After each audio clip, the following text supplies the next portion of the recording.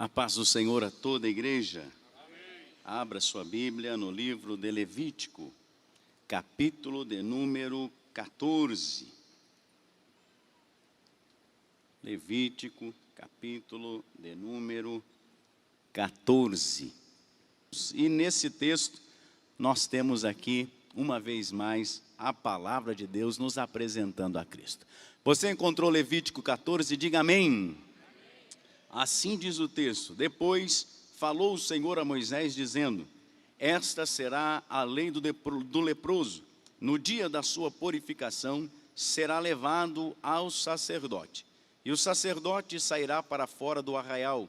E o sacerdote, examinando, e eis que, se a praga da lepra do leproso for sarada, então o sacerdote ordenará que por aquele que se houver de purificar, se tomem 2 aves limpas, e pau de cedro, e carmesim, e isopo.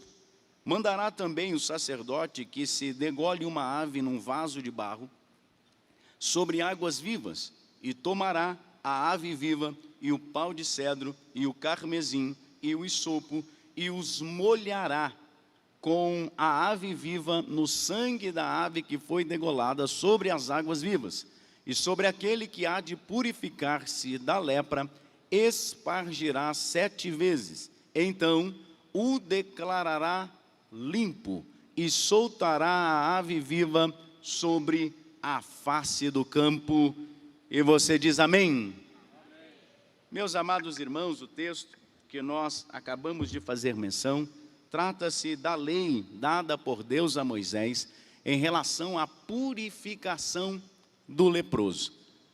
Nós, amantes das Escrituras Sagradas, já ouvimos inúmeros sermões, inúmeras mensagens que nos trata e nos retrata as condições de um leproso nesta época. O texto nos mostra, a Bíblia nos mostra, inclusive no livro de Levítico, que a lei do leproso, aquele que se fosse detectado sobre ele uma lepra, ele deveria ser separado da comunidade, deveria ser separado do seu ambiente familiar.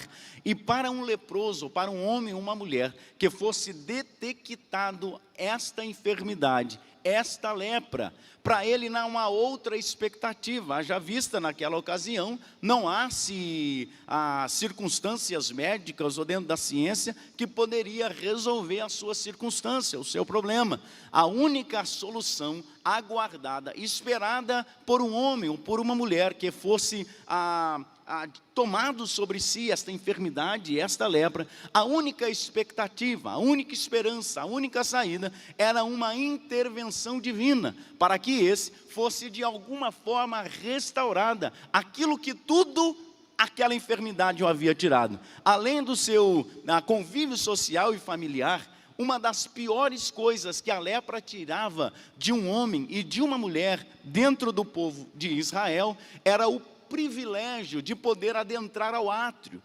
Você sabe e conhece a história que o povo de Israel estava cercado por suas tribos e no meio deles estava o tabernáculo. O tabernáculo era dividido em 3 partes: o átrio, o santo lugar e o santo dos santos. O santo dos santos, apenas o sumo sacerdote entra uma vez por ano. O santo lugar, os sacerdotes têm acesso para oferecer os trabalhos, oferecer o incenso. E o povo tem acesso ao átrio, aonde eles trazem as suas ofertas, os seus holocaustos, para se oferecer no altar de bronze.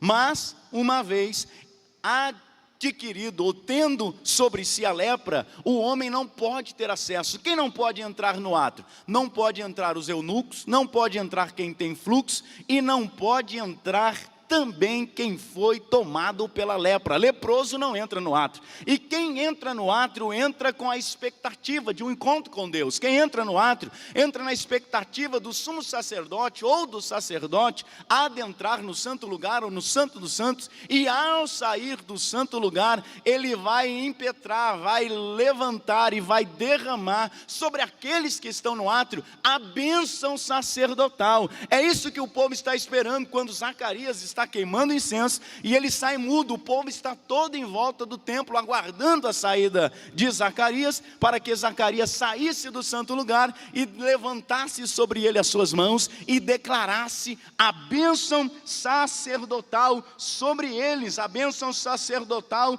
era o texto de Números 6, 24 e 26. O Senhor te abençoe e te guarde. O Senhor faça resplandecer o seu rosto sobre ti e tenha misericórdia de ti. O Senhor sobre ti levante o seu rosto e te dê a paz. Leproso não pode receber essa bênção, ele não tem acesso, ele não tem a oportunidade de estar recebendo aquilo que está sendo concedido a quem tem acesso no átrio. Leproso não entra no átrio. A única expectativa de um leproso é uma intervenção divina. Talvez seja um dos retratos mais claros da lepra, simbolizar ou ter uma intuição sobre o pecado, porque também nós temos dentro das escrituras sagradas a compreensão máxima, que o homem por si só não tem condições de chegar a Deus, o homem por si só não tem condições de redimir-se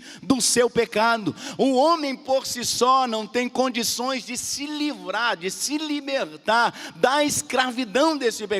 Talvez seja por isso que o leproso, ou a lepra, tem esse simbolismo tão claro em relação ao pecado. O leproso, para ser restituído ao átrio, só existia uma alternativa, uma expectativa e uma esperança. Qual era? Que Deus intervisse na sua história, que Deus fizesse alguma coisa em seu favor e repreendesse aquela enfermidade. Você está aqui hoje todo limpinho, todo organizado, purificado, pronto para participar do pão, para participar do cálice, e só pode participar quem teve um encontro com Jesus, quem olhou para a cruz, quem teve os seus pecados purificados, e só tem pecado purificado através da pessoa de Cristo, a maior intervenção divina na história, em que Deus prova o seu amor para conosco, em que deu o seu Filho para morrer por nós, estando nós ainda mortos em nossos pecados e em nossos delitos. Você só está aqui, você só pode gozar de comunhão com Deus, você só tem acesso ao átrio, você só tem acesso à graça, você só pode entrar em comunhão com Deus, porque foi rasgado o véu da separação, foi aberto um novo e vivo caminho, e você hoje tem comunhão com Deus. Por quê? Porque houve uma intervenção divina. A única expectativa desses leprosos era que Deus intervisse na sua história. E intervindo na sua história, eles precisariam se dirigir ao átrio, precisariam se dirigir ao templo, precisariam se dirigir ao tabernáculo, se apresentar ao sacerdote, para que o sacerdote o avaliasse. E o sacerdote o avaliando e vendo que não tinha lepra, esse o trazia para dentro do átrio e novamente para a comunhão.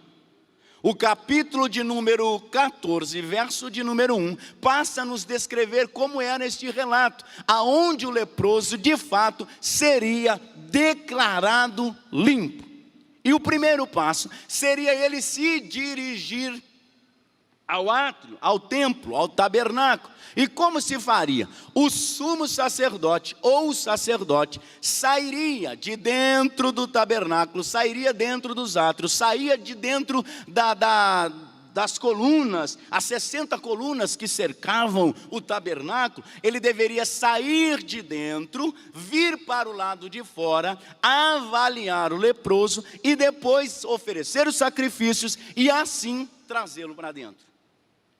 E o tabernáculo, segundo o autor aos Hebreus, nada mais é que uma representatividade ou uma representação do tabernáculo celestial. Ele nada mais é que algo que representa algo divino. Então o texto está dizendo, a primeira coisa para que o leproso seja purificado, o sacerdote tem que sair do tabernáculo, vir para o lado de fora, fazer o sacrifício, apresentar o leproso e depois trazê-lo para dentro. para nós estarmos aqui, para você ser purificado, a primeira coisa que foi necessário o sacerdote sair do seu tabernáculo, vir para o lado de fora e para assim oferecer o sacrifício e depois nos levar para dentro. Ou seja, para que você estivesse aqui tão alegre, cheio do Espírito Santo, aguardando algo que o Senhor já fez para que você dê glória. Talvez você está esperando uma expressão, algo para você adorar, para você glorificar, mas quem compreende esta realidade do que foi feito para você estar aqui,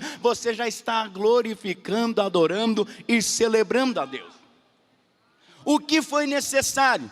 O sacerdote sair do tabernáculo e vir para o lado de fora. E o sacerdote, esse é o sumo sacerdote, por nome Jesus. Eliabe deixou o tabernáculo celestial, ele esvaziou-se da sua glória, saiu de dentro do tabernáculo celestial, veio para o lado de fora. O leproso de Mateus capítulo 8 ainda não tinha esta compreensão, mas ele chega reconhecendo quem era Jesus e se aproxima dele dizendo: Senhor, se tu quiseres, podes tornar-me limpo. Imediatamente Jesus vai dizer: eu quero, tocando, disse: seja limpo. É como se Jesus estivesse dizendo: se você entendesse, leproso, lá, aliás, eu acho que o leproso já tinha uma água na mente, quando ele reconhece Jesus. Jesus naquele ato estava dizendo: meu filho,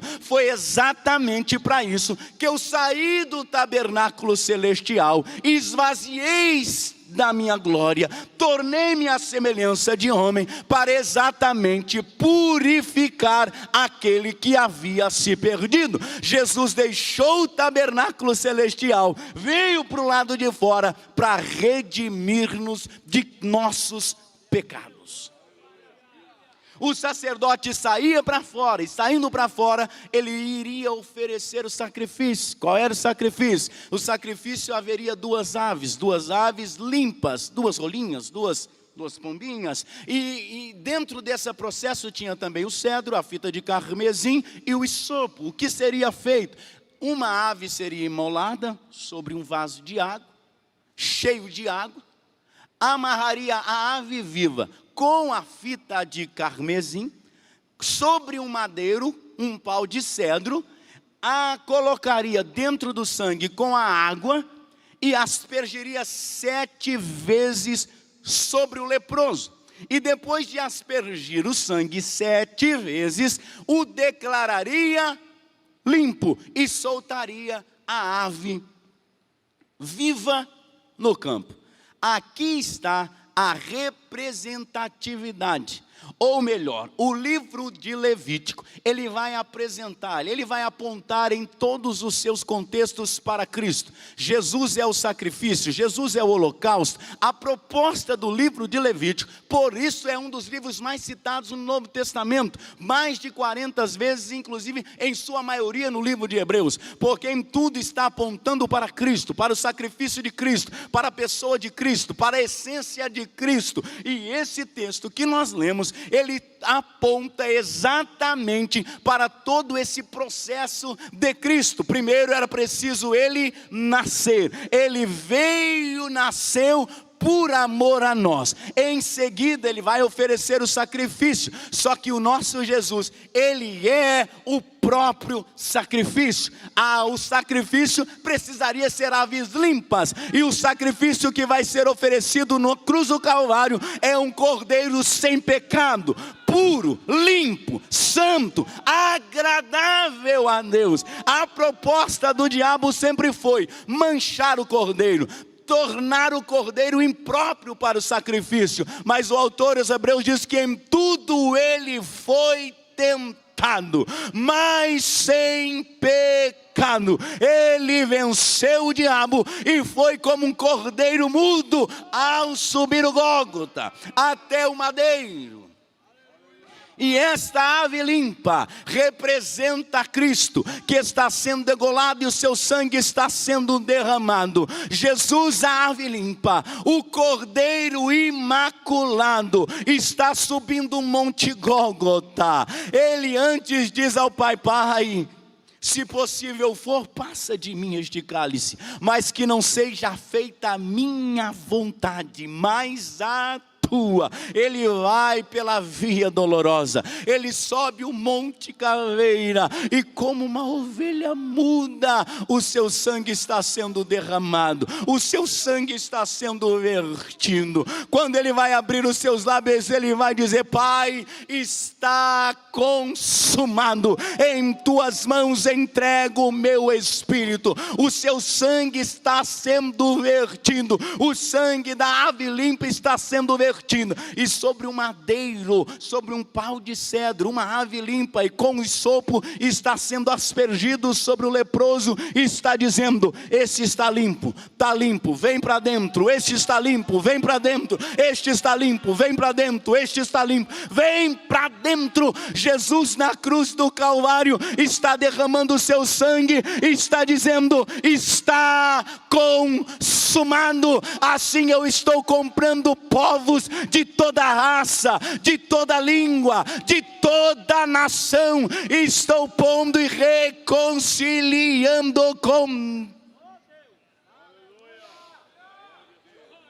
Jesus. Está vertendo o seu sangue para nos dar condições de ter acesso às bênçãos do Pai. Qual é a bênção maior? A bênção maior é a reconciliação, é comunhão com Deus, é acesso ao átrio, é acesso ao templo, é acesso às bênçãos, é acesso aos céus, à eternidade. Nós não estamos adquirindo no sangue de Cristo apenas acesso a um tabernáculo terrestre. No sangue de Cristo nós estamos recebendo acesso ao trono de Deus, ao trono de Deus. É por isso que o autor aos Hebreus, que está fazendo um paralelo com o livro de Levítico, ele vai dizer: acheguemo-nos com confiança diante do trono da graça, a fim de recebermos graça, misericórdia e socorro em tempo oportuno. O autor aos Hebreus entende: o véu foi rasgado, nós temos acesso ao trono de Deus. Nós não temos acesso apenas ao átrio, agora nós temos acesso por esse sangue, por esse sacrifício, ao átrio, ao santo lugar, ao santo dos santos, ao trono de Deus, à presença do Deus vivo. Isso é privilégio grandioso. Esse sangue precisa verter sobre a sua vida, e você precisa compreendê-lo com gratidão, com adoração, porque nós por nós mesmos não nos limparíamos ou não nos livraríamos desta lepra. Mas Cristo Jesus, o Iramancho deixou o tabernáculo celestial. Paulo diz que ele tornou a semelhança de homem, esvaziou-se da sua glória, foi obediente até a morte, e morte de cruz. Quem recebe esse sangue pode vir para dentro. Quem adora esse sangue, vem para dentro. Quem reconhece o sacrifício de Jesus, vem para dentro. Vem para a comunhão dos santos, vem para a intimidade com o Pai.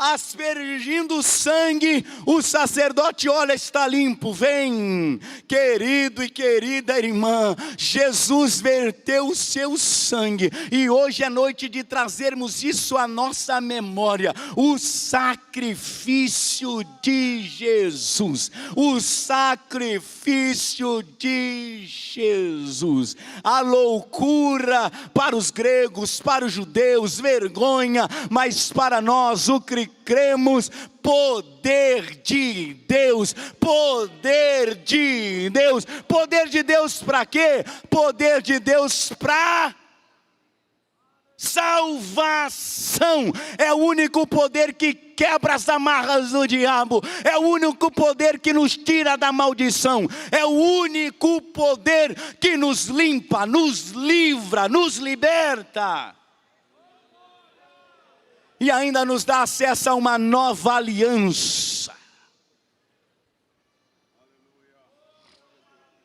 O cedro simboliza o madeiro. O carmesim, a sua cor vermelha, representa o sangue vertido. O hisopo que está envolto é o mesmo que está sendo usado na festa da Páscoa pela primeira vez, no capítulo 12 do livro de Êxodo. É com o hisopo que pega o sangue do cordeiro e passa nos umbrais das portas, e que passa também nas vergas, aonde o anjo destruidor não passa, porque tem o sangue. Foi com o hisopo que foi aspergido.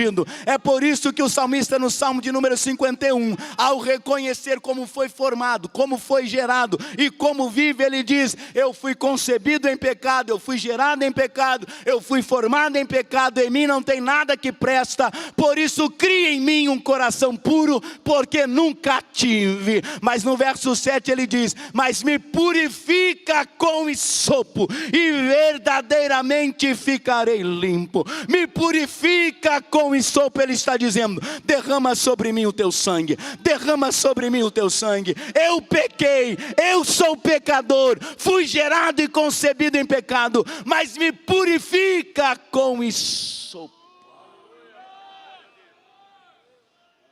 Você só está aqui porque no madeiro Jesus disse: vem, vem a mim todos vós que estáis cansados e sobrecarregados, e eu vos aliviarei.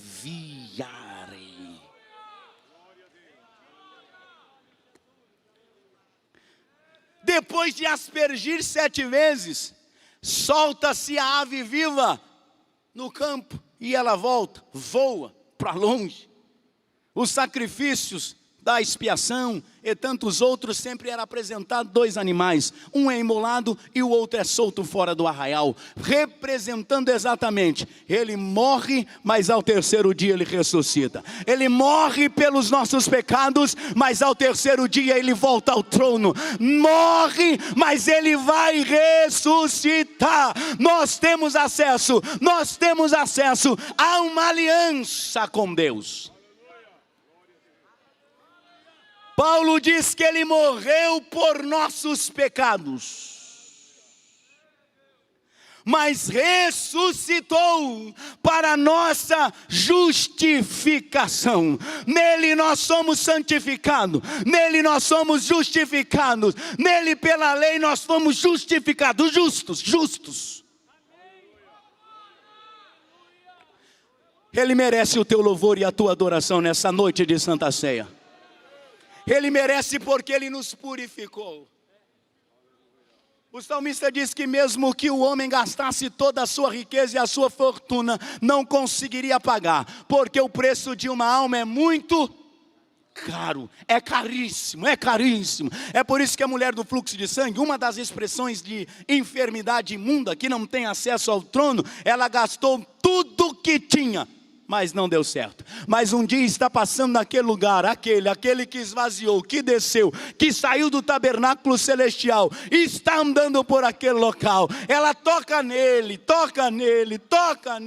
a enfermidade é estancada. Depois ela fala com ele, revela o pecado, confessa. Jesus vai dizer: vai, a tua fé te salvou, mulher, não peque mais. Esse Jesus está aqui nessa noite. Ele continua purificando-nos dos nossos pecados. Ele é o nosso fiel advogado. Ele é o Paracleto. Ele morreu por nossos pecados, e ele ressuscitou ao terceiro dia. Ele está vivo e vivo para todo. Essa é a visão de Pedro no Apocalipse. Eu vi a semelhança daquele que havia sido morto. Aí ele vai dizer: sim, eu sou aquele que fui morto, mas estou vivo. eu estou vivo. Põe-se em pé. Põe em pé, João, fica de pé. Eu fui morto, mas eis que estou vivo. Eis que estou vivo. E vivo para todo sempre. Esta é a mensagem da Santa Ceia. Essa é a mensagem da segunda, da terça, quarta, quinta e sexta. É a mensagem do começo ao fim do ano. Jesus morreu por você. Jesus ressuscitou por você. E enviou sobre nós o Espírito Santo.